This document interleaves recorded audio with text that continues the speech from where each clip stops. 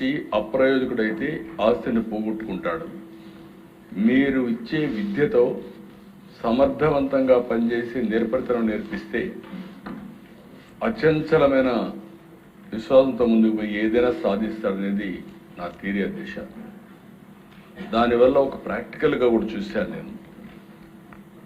నేను ఐటీకి ప్రాధాన్యత ఇచ్చాను, ఊరూరు చెప్పాను, నా మీద నమ్మారు. ఊర్లో ఉండే పిల్లల్ని తీసుకొచ్చి అర్బన్ ఏరియాలో పెట్టి చదివించారు. చదివించిన పిల్లలు ఐటీలో ఉద్యోగాలు వస్తే ఈరోజు ప్రపంచం అంతా వెళ్ళారు. ఎన్నో సంవత్సరాలు కదా దిశ, 25 సంవత్సరాల్లో ఈరోజు గర్వంగా చెప్తున్నా, ప్రపంచంలో హైయెస్ట్ పర్ క్యాపిటా ఇన్కమ్ సంపాదించే జాతీయ తెలుగు జాతి. ఒక విద్యతోనే ఇది సాధ్యమైంది.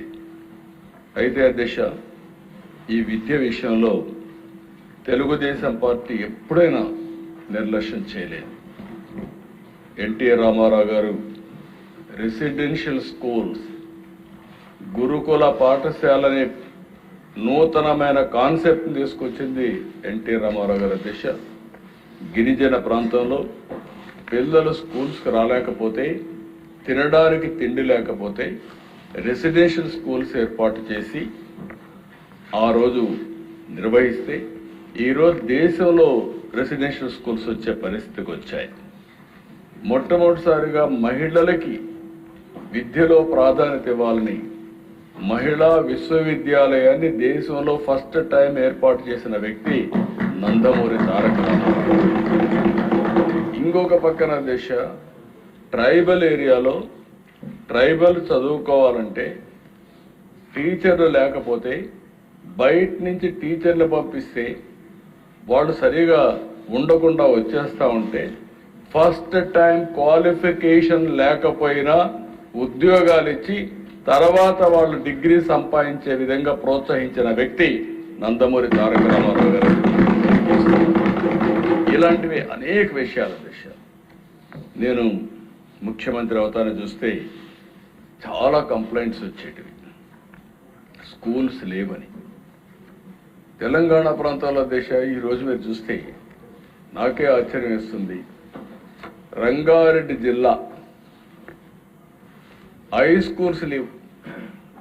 కనీసం చదువుకోవడానికి పిల్లలకు హై స్కూల్స్ లేకపోతే అది చూసిన తర్వాత ప్రతి కిలోమీటర్కి ఒక ప్రాథమిక పాఠశాల, ప్రతి 3 కిలోమీటర్లకి ఒక అప్పర్ ప్రైమరీ స్కూలు, 5 కిలోమీటర్లకి హై స్కూలు, మండలానికి జూనియర్ కాలేజ్, ఎవ్రీ డివిజన్కి ఒక ఇంజనీరింగ్ కాలేజ్, ఎవ్రీ డిస్ట్రిక్ట్కి ఒక మెడికల్ కాలేజ్ కాన్సెప్ట్ తీసుకొచ్చి స్టాచ్యురేషన్కి వెళ్ళాను అధ్యక్ష. ఆ రోజు అన్ని ఇక్కడ ఒకటే జీవోలు. ఇది కాకుండా అదనంగా ఎన్ని కాలేజీలు వస్తే అన్ని కాలేజీలు చేయమని చెప్పి పెట్టాను అధ్యక్ష.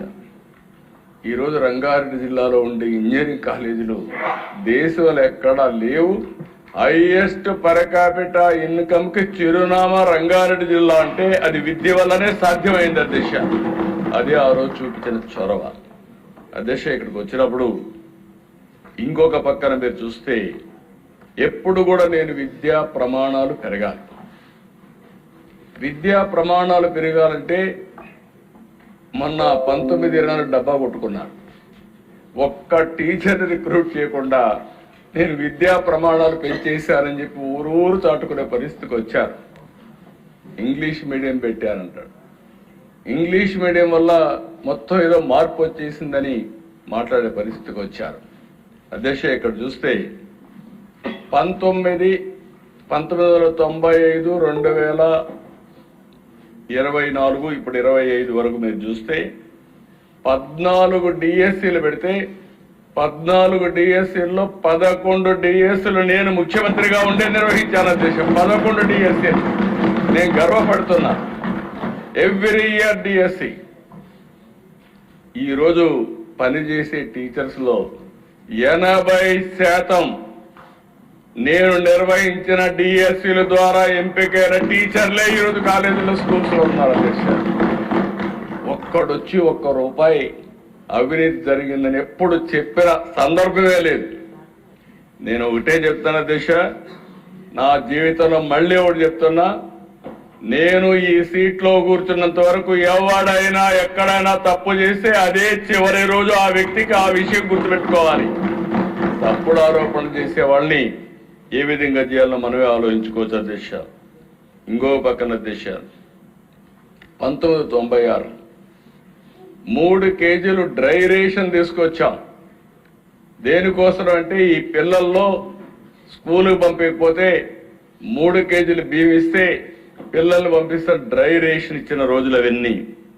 అక్కడి నుంచి ఇంకొక పక్కన దిశ 2003లో మధ్యాహ్న భోజనం నాకు ఇప్పటికి కూడా జ్ఞాపకం ఉంది. ఎవరు చేస్తారంటే డాక్రా సంఘాలు ఉన్నాయి, వంట చేయడానికి సిద్ధంగా ఉన్నారు.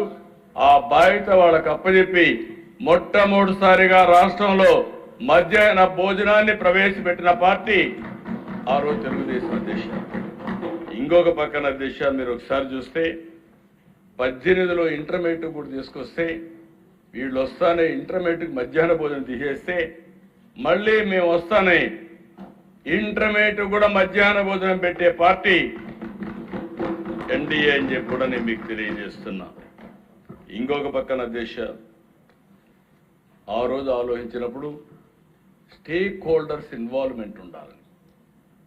ఎవరైతే లబ్ధిదారులు ఉన్నారో